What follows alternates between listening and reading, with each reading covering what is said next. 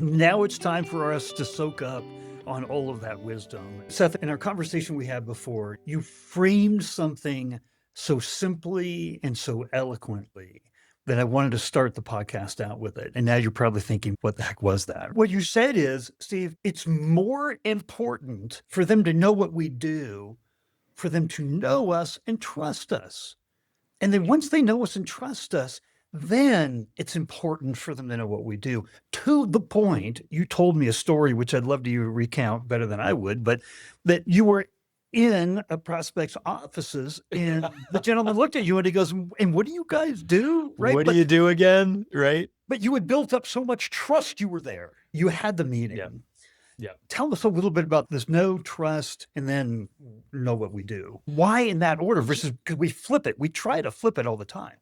We do, and we do try to flip it. I think it's interesting that Forrester is now saying it's like, now we need to earn trust. And frankly, my entire career, because I started out in the financial services industry, and I learned very early on that in order to get someone to give you their money to invest, they had to trust you. So it was all about getting to know someone or a referral or whatever those things may be.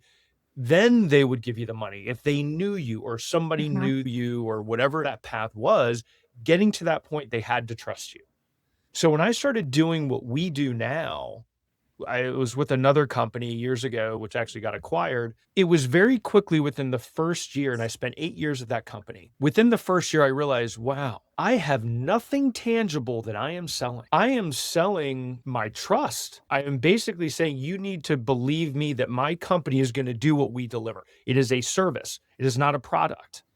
It hit me at that point. It hit me, and I thought, wow, I have to build that trust, earn that trust first. And then at that point, I can ask the questions, the difficult questions. I can get them to sit down with me and talk about their problems.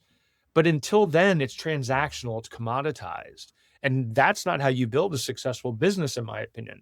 I have been selling trust for years. And I really hope that a lot of people who are listening to this podcast aren't relying on Forrester to tell them it's time to do that. I really hope that they've been doing it prior to that.